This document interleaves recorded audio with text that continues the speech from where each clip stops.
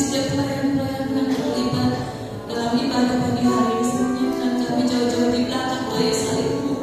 Biar kemuliaan-Mu saja yang nampak ya Tuhan. Di dalam kelemahan kami, kuasa-Mu menjadi sempurna ya Tuhan. Terlebih Kau mengurapi hamba-Mu yang akan menyampaikan isi hati-Mu ya Tuhan. Yang percaya Kau mengenal kami pribadi atas pribadi ya Tuhan. Kau tahu apa yang kami perlukan, Kau tahu apa yang kami butuhkan Tuhan. Menjadi pedoman, menjadi pegangan bagi kami melewati hari-hari kami Tuhan. Terima kasih Tuhan. Kami berdoa untuk saudara-saudara kami mungkin yang masih ada dalam perjalanan Tuhan. Mempercepat langkah mereka meninggalkan di tempat ini, bisa memuji dan besarkan nama-Mu bersama-sama dengan kami. Kalau ada kuasa-kuasa kegelapan yang berusaha mengganggu ibadah kami, merusak konsentrasi kami yang bersatu hati, di dalam nama Yesus, biar Engkau saja yang hadir di tengah-tengah kami mulai dari awal, pertengahan sampai akhir ibadah kami. Terima kasih Tuhan. Dalam nama Tuhan Yesus Kristus kami sudah berdoa. Haleluya. Amin. Bapak Ibu silakan duduk. Kita kembali akan menyembah Tuhan. Kita mau katakan sekali Yesus, selamanya Yesus. Saya bacakan dulu ya ayat pertama dari dalam segala keadaan, waktu berlimpah maupun kurang, tetapi Yesus yang mempesona hatiku dan beri damai dan kesempatan baru di setiap musim hidup kehidupan. Waktuku kuat maupun lemah, tetapi Yesus yang mempesona hatiku. Biar ini menjadi kesaksian kita semua untuk kita bisa menyanyi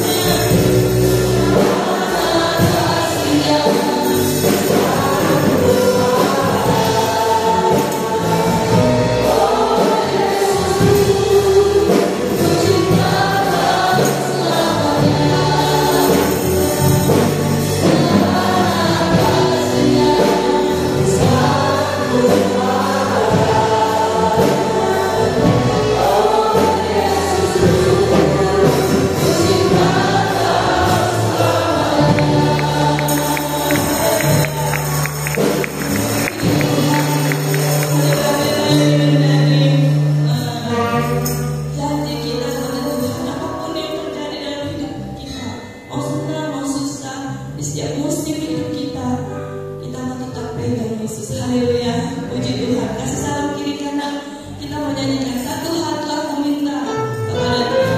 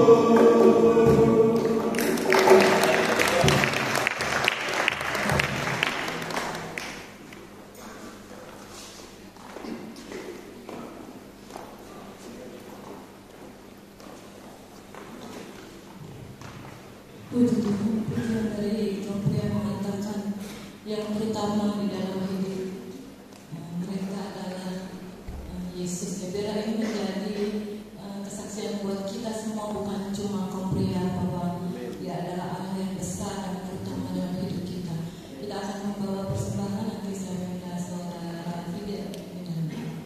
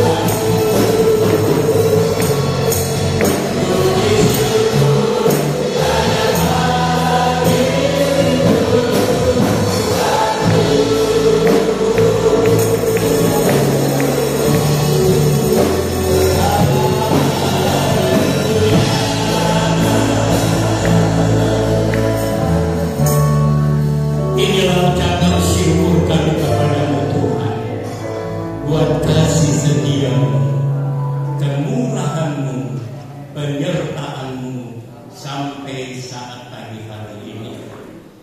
Kami tidak dapat membalas kasih-Mu, kami hanya dapat bersyukur bahwasanya kasih setia Tuhan dari selama-lamanya sampai selama-lamanya.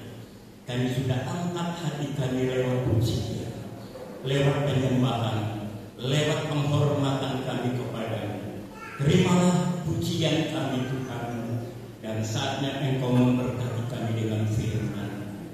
Berfirmanlah Tuhan, kami perlu firman-Mu, khususnya di masa-masa sukar ini.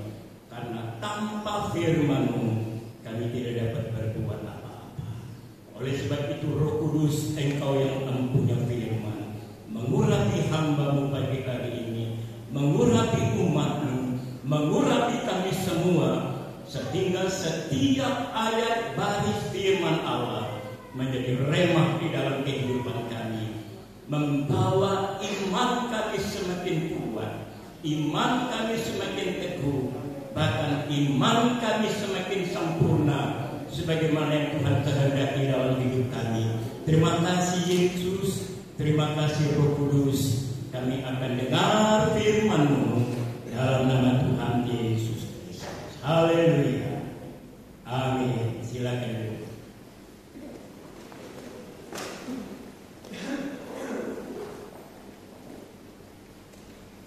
Haleluya. Haleluya. Haleluya. Puji Tuhan.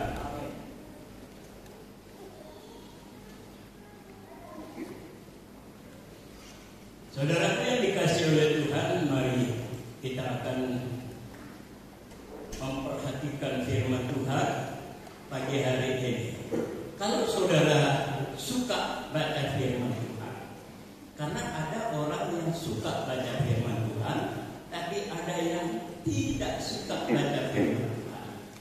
Sebab katanya kalau baca Alkitab ngantuk. Tapi pagi hari ini kalau saudara suka baca firman Tuhan, saudara sekalian, saudara pasti tahu kisah tentang iman Abraham diuji oleh Allah. Seorang datang kepada saya dan bertanya, "Om, kenapa sih Abraham harus diuji imannya? Bukankah Alkitab berkata bahwa Abraham percaya kepada Allah? Lah kalau dia sudah percaya, kenapa Tuhan harus menguji iman?" Ya kadang-kadang sudah jadi pertanyaan bagi kita. Benar juga, kan dia sudah percaya, tapi kok Allah menguji imannya? Tapi Alkitab menjawab dalam surat Yakobus pertama ayat 3 dan 4. Tuhan menguji supaya saudara sekalian iman kita sempurna. Maka di dalam surat Yakobus dikatakan, kamu harus tahu ujian terhadap imanmu menghasilkan ketekunan, dan biarkan ketekunan itu memperoleh buah yang matang. Apa itu buah yang matang? Kesempurnaan. Itu sebabnya iman kita pun harus diuji. Inilah alasan Allah menguji iman saudara dan saya. Supaya apa? Supaya iman kita sempurna.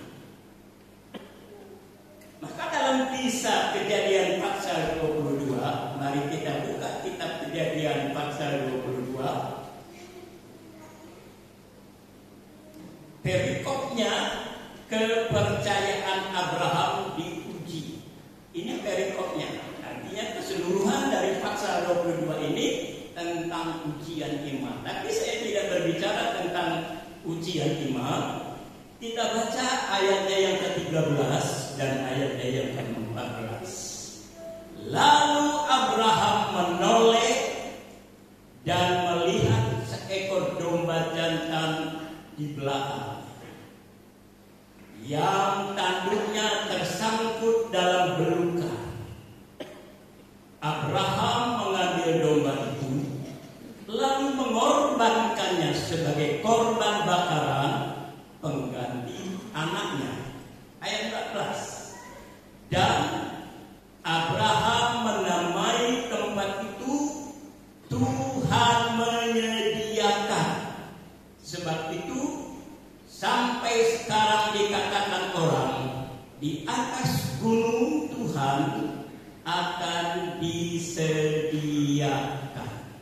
Judul khotbah pagi hari ini, Allah menyediakan.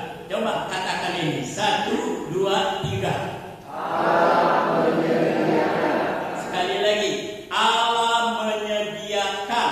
Allah menyediakan. Nah, dalam Kejadian pasal 22 ini diceritakan tentang Allah menguji iman Abraham. Maka di dalam ayatnya yang pertama dikatakan, setelah semuanya itu Allah mencobai Abraham. Ia berfirman kepadanya. Perhatikan, Allah berfirman kepada Abraham, lalu sahutnya, ya Tuhan. Apa kata Tuhan? Ambillah anakmu yang tunggal itu, yang engkau kasihi, yakni Ishak, pergilah ke tanah Moria dan persembahkanlah dia di sana sebagai korban bakaran pada salah satu gunung yang akan kukatakan kepadamu. Ini firman Allah kepada Abraham. Siapa Abraham? Abraham orang yang percaya. Apa firman Allah kepada Abraham? Ambillah anakmu yang tunggal itu, anakmu yang kamu kasih itu, bawalah dia ke atas gunung Moria, persembahkanlah kepada sebagai korban bakaran. Kira-kira kalau saudara didatangi oleh seorang malaikat, malaikat itu kan utusan Tuhan, ya. Dan malaikat itu berkata kepada saudara dan saya, ambillah anakmu yang kau kasihi. Jadi kalau saudara punya 5 orang anak, tentu ada salah satu yang Anda kasihi. Nah, itu yang Tuhan minta. Ini ujian yang berat sekali, saudara-saudara. Ya, enggak main-main. Tuhan bilang, ambillah anakmu yang kamu kasihi, persembahkanlah itu di Bukit Moria. Apa respon Abraham? Jangan Tuhan, ini kan anakku yang kukasih dan cuma satu-satunya. Apa demikian respon Abraham? Tidak. Kalau kita baca ayat ini seterusnya, saudara sekalian, Abraham memanggil budaknya. Kalau sekarang pembantu, asisten rumah tangga. Ya, dia panggil 2 orang asisten rumah tangga, persiapkan korban bakaran. Biasanya kalau orang-orang Yahudi hendak mempersembahkan korban bakaran, yang pertama harus ada kayu bakar. Yang kedua harus ada alat pemotong korban bakaran, yaitu pisau. Yang ketiga harus ada api. Itulah yang dipersembahkan dikerjakan oleh asisten rumah tangga Abraham. Kemudian bersama dengan Ishak, berarti mereka berjumlah 4 orang pergi ke Bukit Moria. Nah, sebelum sampai di puncak bukit, Abraham berkata kepada asisten rumah tangganya, kepada budaknya, kamu tunggu di sini. Kamu tunggu di sini, aku akan pergi ke atas mempersembahkan korban bakar. Kemudian Abraham mengajak Ishak untuk naik ke Bukit Moria. Setelah sampai di atas, Ishak berkata atau bertanya kepada bapaknya Abraham, Bapak, kita kesini kan mau mempersembahkan korban bakar. Kayu api sudah ada, pisau untuk memotong korban binatang yang akan dikorbankan ada. Api sudah siap, mereka bawa korek api sudah siap. Tapi pertanyaan Ishak, mana anak domba yang akan dipersembahkan?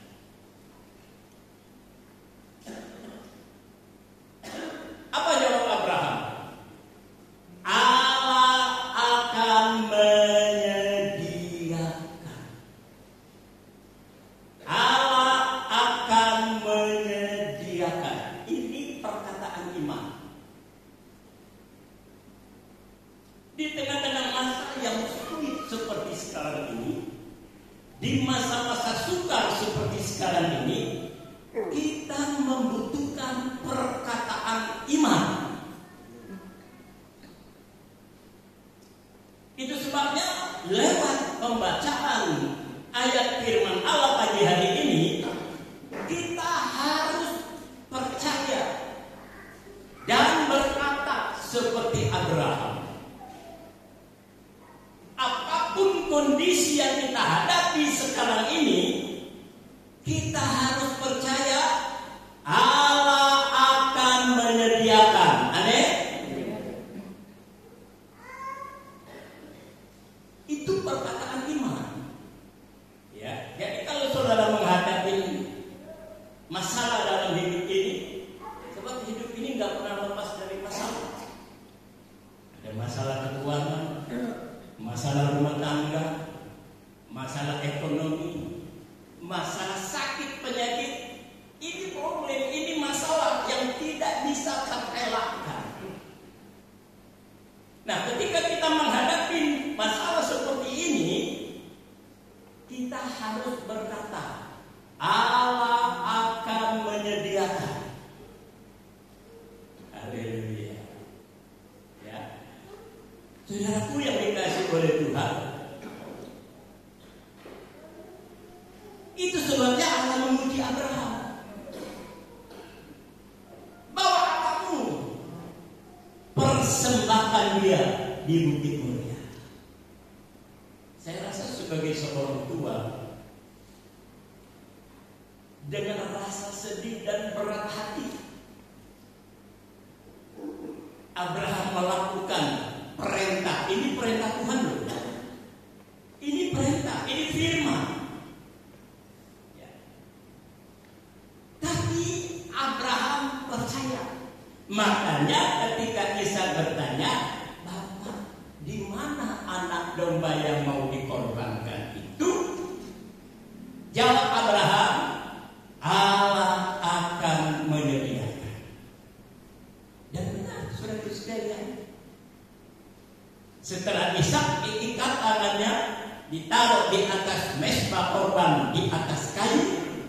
Kemudian Abraham mengambil pisau untuk memotong Ishak sebagai korban bakar. Di sana ada suara, Abraham, Abraham, jangan sentuh anakmu. Aku sudah tahu imanmu. Maka Abraham menoleh ke kiri, dia lihat ada yang tanduknya tersangkut, saudara sekalian. Domba itulah yang dipersembahkan.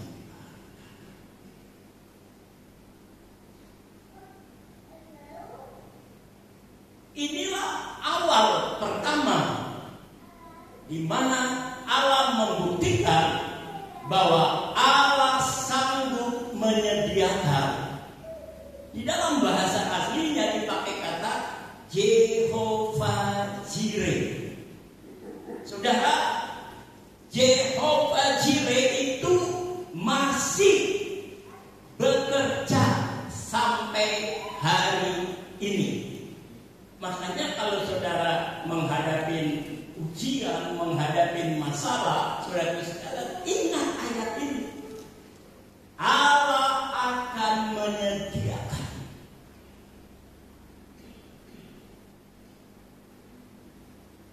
Saya mengimani ayat ini. Maka ketika saya sakit, saya percaya Tuhan pasti lakukan penyakit itu. Karena kita tidak bisa menghindar dari penyakit. Kenapa? Itulah akibat dosa Adam. Saudara perhatikan. Akibat dosa Adam, maka manusia harus mengalami penderitaan. Nah, Alkitab katakan ketika Adam dan Hawa keluar dari Taman Eden, mereka harus mengerjakan tanah untuk hidup. Tanah yang penuh dengan duri-duri atau semak duri. Nah, itu bicara tentang penyakit. Pernah saudara lihat ada orang yang tidak pernah sakit? Semua orang mengalami penyakit. Hanya bedanya, saudara sekalian, ada yang sanggup melewati penyakit itu, tapi ada yang tidak sanggup. Kenapa? Karena mereka tidak beriman. Tadi kan saya katakan, Allah menyediakan itu perkataan iman. Jadi kalau kita sakit, percaya Allah pasti menyediakan apa yang Allah sediakan, kesembuhan. Haleluya. Ya. Dan saudara sekalian, ini yang pertama kali loh Allah nyatakan. Selanjutnya kita lihat di dalam Alkitab, bukan hanya Abraham yang mengalami penyediaan dari Allah, tapi Daud pun mengalami persoalan yang sama. Mari kita lihat Mazmur pasal 23, Mazmur yang sangat terkenal, saudara sekalian. Mazmur pasal 23 dikatakan demikian, ayat pertama. Tuhan adalah gembalaku, takkan kekurangan aku. Ia membaringkan aku di padang yang berumput hijau. Ia membimbing aku ke air yang tenang. Saya berhenti sampai situ. Tuhan adalah gembalaku, kata Daud. Takkan kekurangan aku. Artinya apa? Allah menyediakan apa yang dibutuhkan oleh seekor domba. Sebab di sini dikatakan Tuhan adalah gembalaku. Nah, kalau Tuhan gembala, berarti Daud menempatkan dirinya sebagai domba. Ia membaringkan aku di padang yang berumput hijau. Ia membimbing aku ke air yang tenang. Saudaraku yang dikasihi oleh Tuhan, seorang gembala yang benar-benar memperhatikan kehidupan dombanya, dia harus mencari padang rumput yang hijau. Karena itu makanan dari domba. Tetapi tidak berhenti sampai di situ. Dikatakan ia membimbing aku ke air yang tenang. Jadi saudara sekalian, gembala yang baik itu adalah menyediakan padang rumput yang hijau dan air yang tenang. Kenapa saudara sekalian gembala harus mencari padang rumput yang hijau? Karena itu makanan pokok. Yang kedua, dia harus juga menemukan mata air atau air yang tenang, bukan air yang deras. Sebab kalau airnya deras, saudara sekalian, itu bisa membahayakan kehidupan domba. Bayangkan saja kalau dombanya turun ke air kemudian tergelincir, saudara sekalian, hanyut dia dibawa oleh air. Maka Daud memakai kalimat, ia membaringkan aku di padang yang berumput hijau, ia membimbing aku ke air yang tenang. Haleluya. Jadi harus ada dua hal.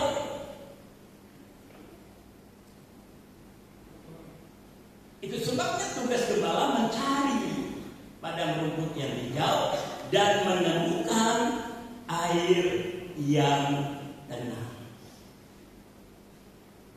Saudaraku yang dikasih oleh Tuhan, dalam Yohanes pasal 10 ayat 14, Yesus berkata, "Akulah gembala yang baik." Gembala yang baik selalu memikirkan kelangsungan hidup dombanya. Gembala yang baik itu, saudara sekalian, dia selalu memikirkan kelangsungan hidup dombanya. Maka dia mencari padang rumput yang hijau dan air yang tenang. Kalau kita bicara air, saudara sekalian, air itu menjadi kebutuhan pokok makhluk hidup. Makhluk hidup itu manusia, binatang, tumbuh-tumbuhan. Mereka membutuhkan air. Sebab tanpa air, saudara sekalian, mereka akan mati. Jadi saudara lihat betapa pentingnya air dalam kehidupan manusia, binatang, dan tumbuh-tumbuhan. Sebab itu air menjadi kebutuhan pokok dalam hidup manusia. Saudara, seorang peneliti membuktikan manusia bisa bertahan hidup 8 hari tanpa makan asal tetap minum. Manusia tidak bisa bertahan lebih dari 4 hari kalau dia tidak minum, karena akan terjadi dehidrasi, kekurangan cairan. Saya ingat waktu sekolah Alkitab, kami kan harus puasa 3 hari 3 malam. Hari pertama saudara sekalian nggak ada rasa, belum terasa apa-apa, belum lapar, belum haus. Hari kedua nggak lapar, tapi haus. Suhu badan mulai meningkat, karena malam bicara kan kita buang air kecil terus, tapi nggak ada air yang masuk. Maka suhu badan meningkat. Aduh, sudah mulai gelisah. Jadi betul-betul air itu kebutuhan pokok. Ya.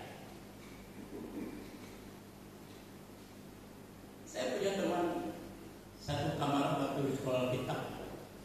Dia berkata, saya mau puasa 7 hari 7 malam.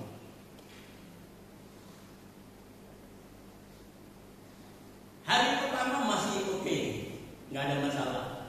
Hari kedua nggak ada masalah karena kan dia biasa puasa. Tapi hari kelima dia pingsan. Kenapa? Nggak ada air. Ya. Tubuh ini suhunya menjadi tinggi, jadi panas tinggi karena nggak ada air. Seperti itu saudara sekalian, gembala yang baik, dia bukan hanya menyediakan rumput yang hijau, tetapi dia juga membimbing kita ke air yang tenang.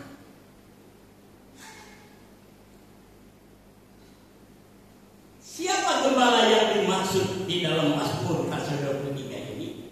Yaitu Yesus. Kan di Yohanes pasal 10 ayat 14 katakan, akulah gembala yang baik. Yesus itu gembala kita yang paling baik, yang terbaik. Kalau gembala di dunia ini nggak ada jaminan saudara sekalian. Ya. Tapi kalau Yesus, dia gembala yang benar-benar baik. Itu sebabnya dia bukan hanya menyediakan rumput yang hijau,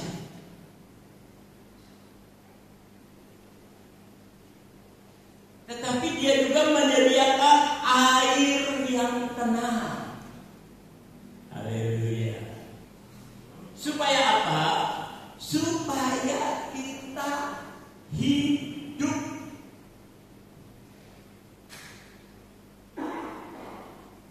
Kali lagi, kalau saudara tidak makan 8 hari, masih bisa hidup.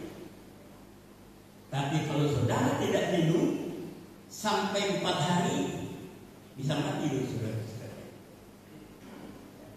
Itu sebabnya Yesus sediakan air yang tenang. Haleluya. Artinya apa? Yesus membawa kita ke jalan kehidupan. Apa yang Yesus sediakan? Kalau Abraham, Allah sediakan domba. Daud katakan, gembala yang baik itu menyediakan rumput dan air yang tenang. Artinya apa? Yesus menyediakan kehidupan yang kekal bagi saudara dan saya. Itulah janji Tuhan. Ya. Tuhan berjanji membawa kita ke air yang tenang supaya kita mendapat kehidupan yang kekal. Kalau kita bicara tentang kehidupan, ada orang yang hidup asal hidup. Pokoknya saya hidup. Dia nggak mau tahu. Dia hidup semaunya aja.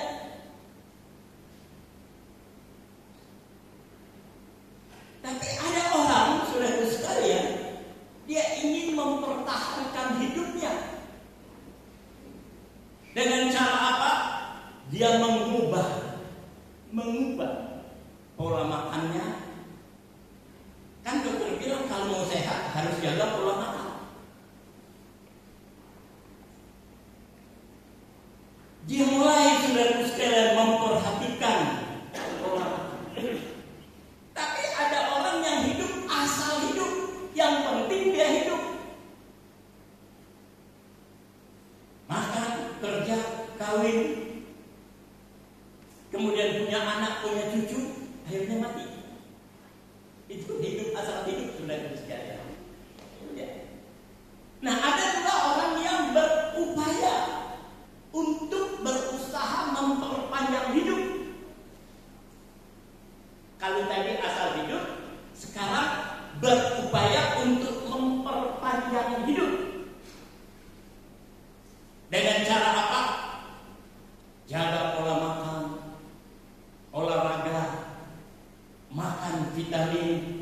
makan suplemen, saudara sekalian, gunanya untuk memperpanjang hidup. Betul nggak? Itu kan yang kita jumpai di dunia ini. Tetapi apa kata Alkitab? Mari kita baca Pengkhotbah pasalnya yang kedua. Kitab Pengkhotbah pasalnya yang kedua, ayat 10 dan ayatnya yang ke-11. Aku tidak merintangi mataku dari apapun yang ku kehendaki, dan aku tidak menahan hatiku dari sukacita apapun, sebab hatiku bersukacita karena segala jerih payahku. Itulah buah segala jerih payahku. Ayat 11. Ketika aku meneliti segala pekerjaan yang telah dilakukan tanganku dan segala usaha yang telah kulakukan untuk itu dengan jerih payah, lihatlah, kata pengkhotbah, segala sesuatu adalah kesia-siaan dan usaha menjaring angin. Memang tak ada keuntungan di bawah matahari. Saudaraku, Yesus menyediakan air yang tenang. Yesus menyediakan kehidupan yang kekal. Tapi manusia berupaya untuk menghidupi dirinya sendiri dengan bekerja keras, dengan berusaha, dengan berbagai macam cara. Bahkan untuk mempertahankan kehidupan, untuk memperpanjang kehidupan, dia jaga pola makan, olahraga, makan vitamin, suplemen dan sebagainya. Tetapi firman Tuhan katakan semuanya itu sia-sia, seperti menjaring angin. Saudara pernah menjaring angin? Nggak dapat apa-apa, saudara sekalian. Buktikan, ketika orang itu bekerja keras pagi, siang, malam, semuanya dia miliki. Ketika dia mati, nggak bawa apa-apa, saudara sekalian. Sia-sia nggak? Sia-sia. Ayo, coba saudara renungkan baik-baik. Ya, nggak ada waktu. Dari pagi sampai malam pagi lagi. Dia coba menjaga kesehatan tubuhnya dengan makan vitamin. Pokoknya dia mau hidup ini menurut apa yang dia kehendaki. Firman Tuhan katakan sia-sia. Tapi kalau Yesus yang menyediakan hidup, kita akan menikmati hidup kekal. Itu loh bedanya. Ya, makanya Allah itu menyediakan apa saja, mulai dari hidup kita sampai kepada kebutuhan hidup, sampai kepada kekekalan. Ayo saudara pilih mana? Memang benar saudara sekalian, hidup di bawah kolong langit bumi ini sia-sia. Saudara sudah bekerja mati-matian, menghasilkan banyak harta, tapi toh akhirnya saudara tidak bawa. Sia-sia nggak?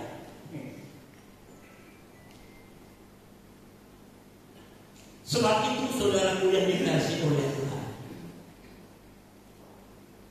kita mau katakan, kami bersyukur karena Allah menyediakan yang kita butuhkan, termasuk hidup kita. Maka Daud berkata, Tuhan adalah gembalaku yang baik. Ia membawa aku kepada rumput yang hijau dan membawa ke tempat air yang tenang. Haleluya. Jadi kita lihat, saudara sekalian, ketika Abraham mengalami ujian di mana Allah meminta anaknya yang tunggal, tapi Allah berikan jalan keluar. Apa jalan keluarnya? Allah menyediakan seekor domba untuk Abraham dipersembahkan menjadi korban. Daud berkata, aku punya gembala yang baik, yang menyediakan. Apa yang disediakan gembala yang baik? Rumput yang hijau dan air yang tenang. Sekarang, bagaimana dengan kita sebagai orang percaya? Bagaimana dengan kita sebagai gereja akhir zaman? Allah tetap menyediakan. Haleluya. Maka saudara sekalian, kalau kita baca dalam Injil Matius, kita buka Injil Matius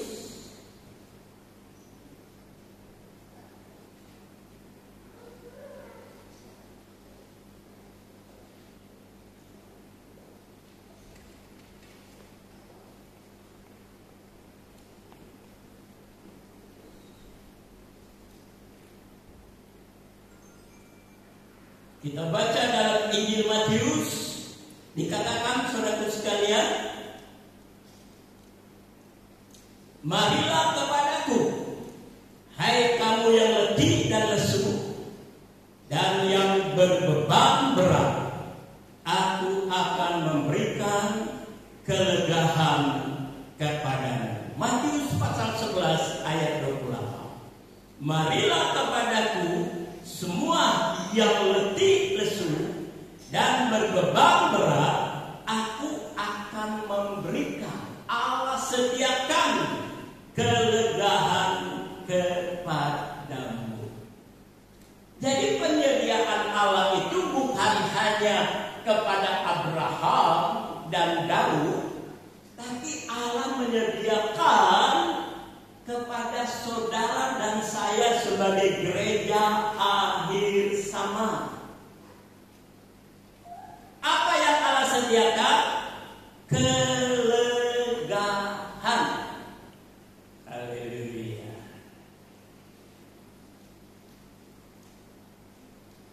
Kadang-kadang kita menghadapi kesesatan hidup, ya, sepertinya udah nggak berdaya, udah nggak tahu lagi mau bikin apa. Makanya banyak orang bunuh diri, kan? Kenapa? Dia tidak bisa terlepas dari kesesatan hidup. Tapi siapa yang datang kepada Yesus, sebab ayat ini berkata, marilah kepadaku semua yang letih, lesu, dan berbeban. Jadi kalau saudara merasa hidup ini begitu sesak, saudara sekalian, begitu berat beban hidup ini, mari datang kepada Yesus. Dia menyediakan kelegaan.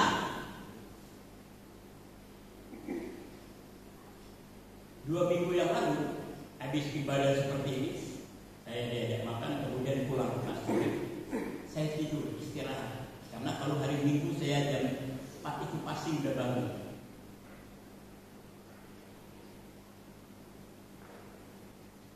Setelah saya tidur, sudah sekalian, tiba-tiba ada yang menekan tubuh saya ini. Waduh, seperti beban yang ini. Jangan Yesus. Bantalnya terpental, gulingnya terpental, saudara sekalian. Saya langsung duduk. Saya lihat di kaca muka saya pucat sekali. Kenapa kok yang keluar dari Yesus? Saya sudah terbiasa, saudara sekalian. Ya, makanya saudara harus biasa mengucapkan kata-kata iman. Karena dalam hidup ini kita nggak tahu apa yang akan terjadi. Begitu saya katakan darah Yesus, saya sadar. Aku tadinya seperti ditekan, saya udah bergerak karena ini rasanya nggak bisa keluar. Tapi saudara, darah Yesus itu luar biasa. Itulah penyediaan Allah. Ya, makanya kita biasakan diri untuk mengucapkan perkataan iman. Perkataan iman itu dari mana? Dari Alkitab yang saudara baca. Haleluya. Karena hidup ini kan kita nggak tahu. Minggu kemarin kakaknya Dina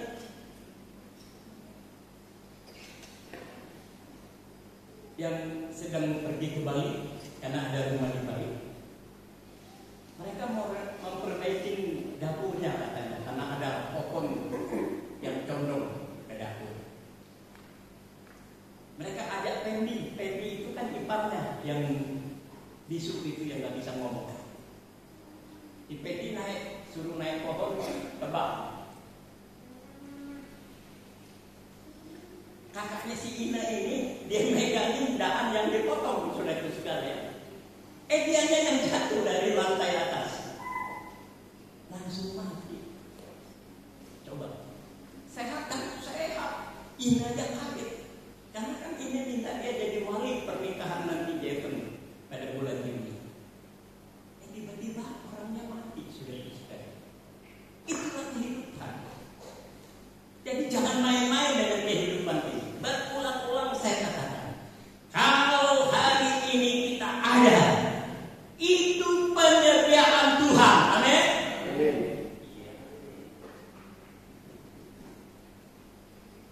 Saya sendiri bingung, kok bisa begitu ya? Tapi kalau teman-teman tadi kan firman Tuhan katakan sia-sia. Hidup di luar Tuhan itu sia-sia, semuanya sia-sia.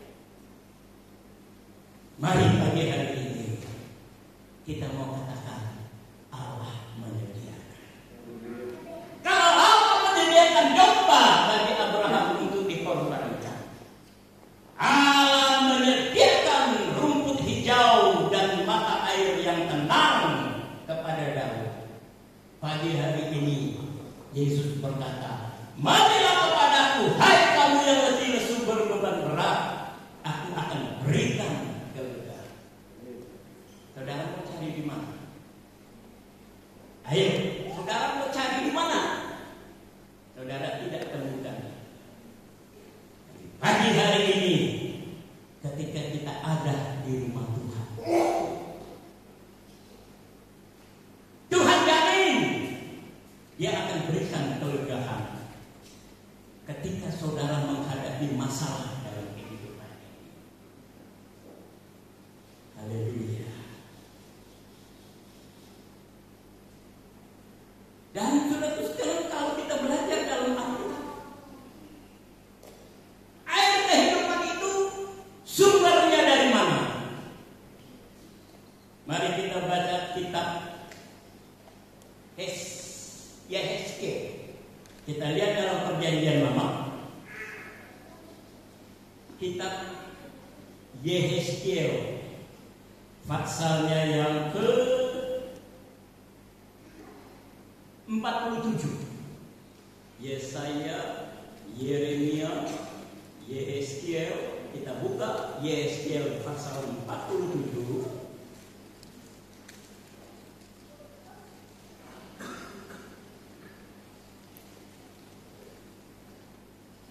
Kita tahu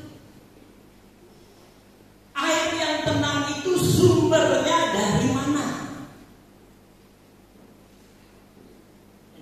Yehezkiel pasal 47 ayat pertama.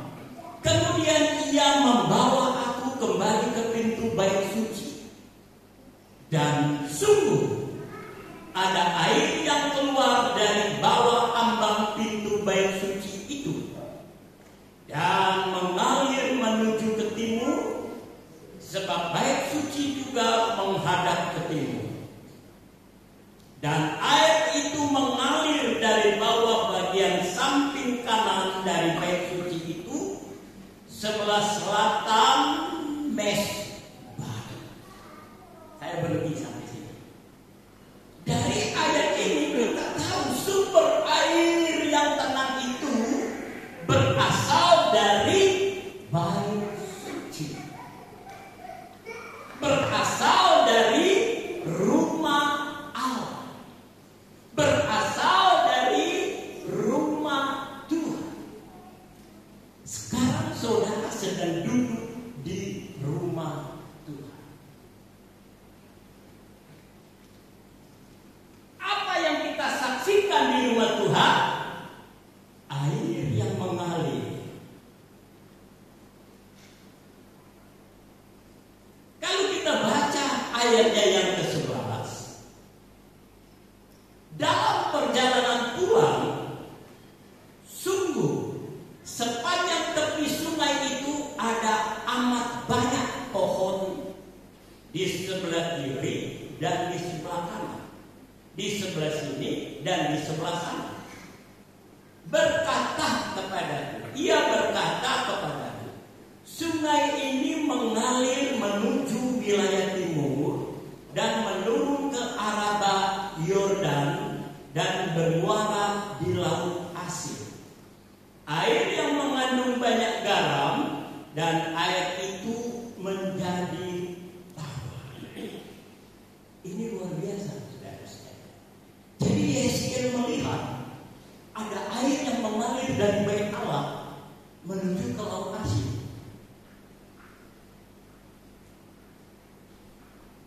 Dia melihat di kiri kanan sungai itu, di kiri kanan air yang mengalir itu, banyak sekali tumbuh-tumbuhan yang subur, pohon-pohon yang subur, pohon yang menghasilkan buah yang bisa dimakan, dan bukan cuma daunnya, bukan cuma buahnya, daunnya itu bisa menjadi obat.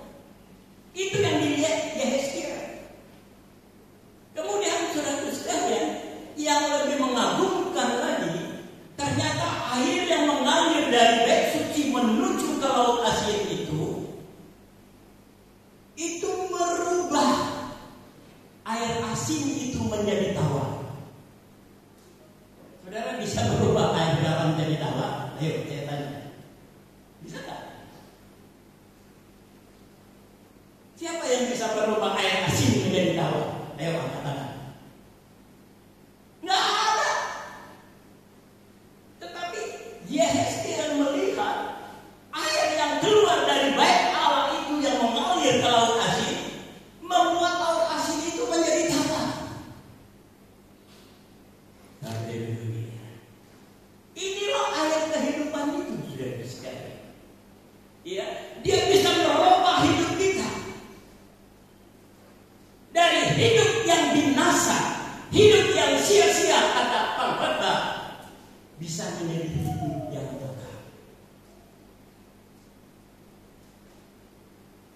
Hebat enggak ayat ini? Luar biasa. Ya. Jadi gembala kita Yesus Kristus, dia menyediakan air yang sumbernya dari bait Allah, yang sumbernya dari rumah Tuhan, di mana saudara sedang duduk pagi hari ini. Disinilah sumber air hidup itu mengalir.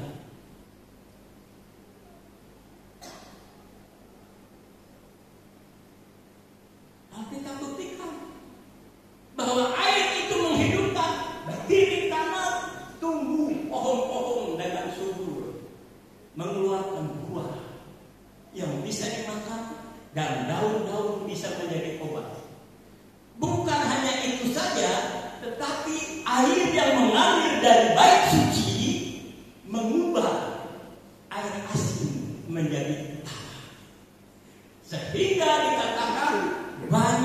berjenis-jenis ikan.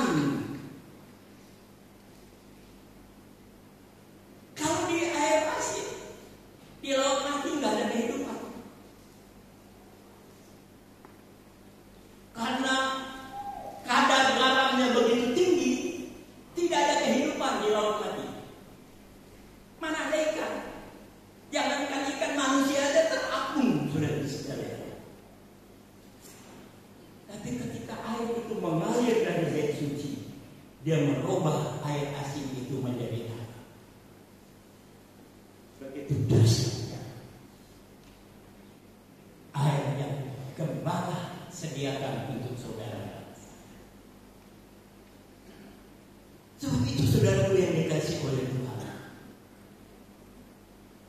di masa-masa yang sulit seperti ini, di masa-masa yang sukar seperti ini, jangan engkau tinggalkan gembala yang baik.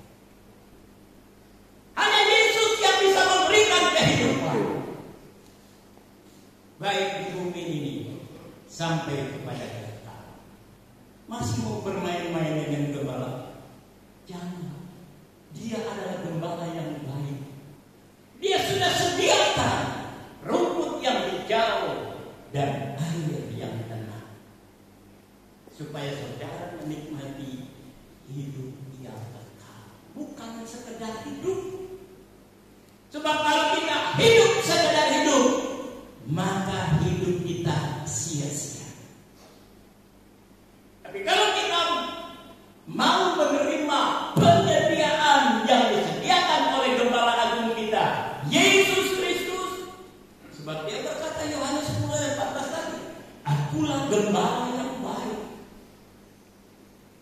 Gembala yang baik itu bertanggung jawab atas kehidupan domba-domba.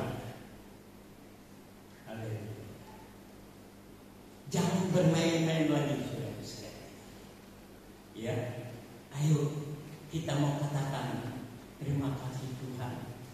Engkau Jehovah Jireh, Engkau menyediakan semua kebutuhan hidup kita. Maka Yohanes 10 ayat 10, Yesus berkata, pencuri datang membunuh, mencuri. Siapa pembunuh itu? Iblis. Apa pekerjaan iblis? Dia mencuri. Apa yang dia curi? Firman. Apa yang dia curi? Air hidup. Makanya banyak orang Kristen nggak ngerti firman. Hati-hati saudara sekalian. Jaga itu firman. Jangan sampai dicuri oleh iblis. Sebab kalau firman itu dicuri, kita binasa. Tapi Yesus berkata, aku datang memberi dengan kelimpahan. Haleluya. Betul-betul gembala yang baik. Dia beri dengan kelimpahan. Tapi dengan catatan, saudara harus mengerti, keselamatan tanpa syarat.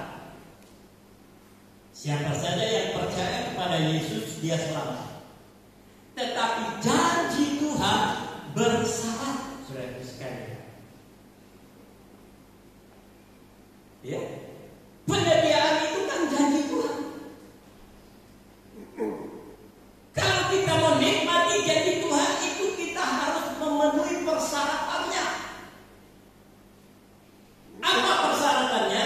Kita baca Yesaya pasalnya yang ke-48. Kita mundur ke kitab Yesaya. Haleluya. Yesaya pasal 48 ayat yang ke-18. Sekiranya engkau memperhatikan perintah-perintahku. Saya ulangi. Sekiranya engkau memperhatikan perintah-perintahku. Saya mau tanya kepada saudara, apa yang dilakukan Abraham? Dia melakukan perintah Tuhan.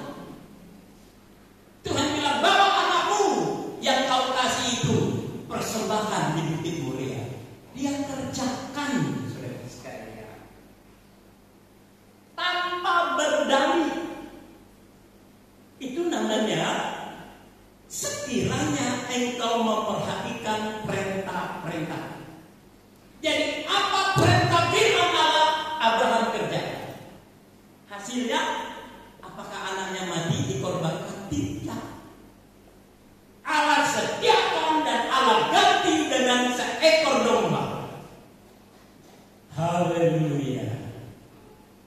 Saudara, pengalaman itu harus kita alami sebagai orang Kristen. Pengalaman itu harus kita alami sebagai anak Tuhan. Berulang-ulang saya katakan, kekristenan itu pengalaman hidup. Kristen bukan agama. Jadi, sekiranya engkau memperhatikan perintah-perintahku. Ini yang pertama. Sudahkah saudara melakukan perintah firman Allah? Ini syaratnya. Maka, kata firman Tuhan, damai sejahteramu akan seperti sungai yang tidak pernah kering, dan kebahagiaanmu akan terus berlimpah seperti gelombang-gelombang laut yang tidak pernah berhenti. Haleluya! Luar biasa. Ini janji Tuhan loh. Kalau kita melakukan perintah firman Allah, damai sejahtera akan seperti sungai yang tidak pernah. Artinya dunia mau kacau balau, dunia mau sukar, dunia mau jungkir balik, kita tetap hidup dalam damai sejahtera. Tapi katakan kebahagiaanmu. Aduh, ini yang paling sulit. Mungkin saudara berkata, aduh, orang kaya itu pasti bahagia. Siapa bilang? Ayo. Dia punya banyak rumah tapi nggak betah tinggal di rumah. Saudara sekarang maunya ke puncak melulu. Ngapain? Coba saudara bayangkan, macet-macetan saudara sekalian. Dia nggak betah di rumahnya yang mewah, maunya ke puncak. Kan aneh manusia ini. Kenapa? Dia nggak merasa bahagia, kehilangan kebahagiaan. Tapi orang yang sungguh-sungguh melakukan perintah firman Tuhan, kebahagiaannya seperti gelombang laut yang tidak pernah berhenti. Saudara pernah lihat gelombang laut berhenti? Coba saudara berdiri di pinggir pantai, di tepi pantai. Balik lagi. Balik lagi. Gak pernah berhenti. Haleluya. Luar biasa saudara sekalian. Kalau kita mau melakukan perintah firman. Nah, di hari ini ada pesan Allah. Kita punya Allah Jehovah Jireh, Allah yang menyediakan segala kebutuhanmu, termasuk hidup kekal. Tapi dengan syarat lakukan perintah-perintah. Saudara periksa sendiri, apakah selama ini saya sudah mentaati perintah Tuhan atau belum? Kalau belum, sekarang perbaiki, sekarang kerjakan. Selama kita tidak melakukan firman Tuhan, saudara jangan mimpi bisa menikmati damai sejahtera. Saudara jangan mimpi untuk menikmati kebahagiaan, apalagi hidup kekal. Oleh sebab itu, saudaraku yang dikasihi oleh Tuhan, pagi hari ini kita mau katakan, terima kasih Tuhan, Engkau Allah yang menyediakan. Kita bangkit berdiri. El Shaddai, El Shaddai, Allah Maha Kuasa, Allah yang sanggup menyediakan bagi kebutuhan saudara dan saya, termasuk hidup yang kekal. Dia akan bawa engkau kepada rumput yang hijau dan air yang tenang. Dan Yesus berkata, marilah kepadaku, hai kamu yang letih lesu berbeban berat, aku akan berikan kelegaan. Tak usah ku takut. Tak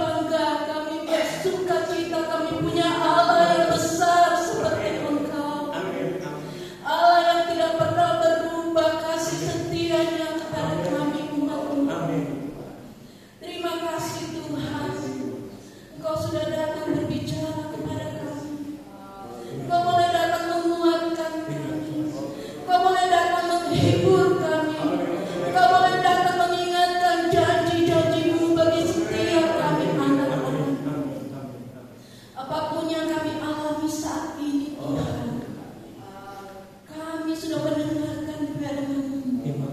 Engkau Allah Yehova Jireh. Engkau Allah yang akan menyediakan segala apapun yang kami perlukan saat ini. Mungkin saat ini kami sedang menghadapi berbagai persoalan dalam hidup ini. Penyakit, masalah ekonomi, masalah keluarga, apapun itu yang sedang kami alami saat ini. Firman-Mu datang mengingatkan kami bahwa kami punya Allah yang selalu menyediakan apa yang kami butuhkan. Oleh sebab itu Tuhan, pada pagi hari ini sudah kami mendengarkan firman-Mu. Kami mau selalu dekat dengan Engkau Tuhan, Gembala yang baik, Gembala yang selalu menyediakan apa yang kami perlukan, Gembala yang selalu menjaga domba-domba-Nya ya Tuhan. Kami tidak mau jauh-jauh dari-Mu Tuhan. Kami perlu Engkau selalu di dalam hidup kami. Biarlah Tuhan